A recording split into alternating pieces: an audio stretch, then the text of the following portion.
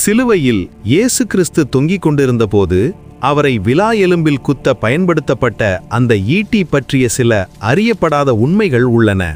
அந்த ஈட்டி லோக் அல்லது லாங் சே என அழைக்கப்படும் வகையை சேர்ந்ததாக கருதப்படுகிறது.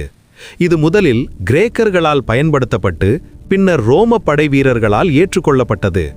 இந்த வகை ஈட்டி பொதுவாக 6 முதல் 8 அடி நீளமுடையது. நீளமான மரக்கம்பில் பொருத்தப்பட்ட கூர்மையான இரும்பு முனையை கொண்டது. அதன் முனை இலை வடிவில் இருந்ததால் அது உடலை எளிதாக துளைத்துச் செல்லும் வகையில் வடிவமைக்கப்பட்டது. இது போரில் தாக்குவதற்கும் சிலுவையில் தொங்குகிறவர் மரித்துவிட்டாரா என்பதை உறுதிப்படுத்துவதற்கும் பயன்படுத்தப்பட்டது. இந்த ஈட்டி குத்திய உடனே இரத்தமும் தண்ணீரும் வெளியே வந்ததாக வேதாகமம் கூறுகிறது. இது சாதாரண நிகழ்வல்ல. பல அறிஞர்கள் இதை இரட்சிப்பின் அடையாளமாக பார்க்கிறார்கள். இரத்தம் பாவ மன்னிப்பையும் தண்ணீர் சுத்திகரிப்பையும் குறிக்கிறது. அதை பயன்படுத்திய வீரன் லாங்கினஸ் இயேசு கிறிஸ்துவை ஏற்றுக்கொண்டதாகவும் கூறப்படுகிறது. பின்னாளில் இந்த ஈட்டி ஹோலி லான்ஸ் அல்லது ஸ்பியர் ஆஃப் டெஸ்டினி என்று அழைக்கப்பட்டு வரலாற்றில் முக்கிய இடம் பெற்றது.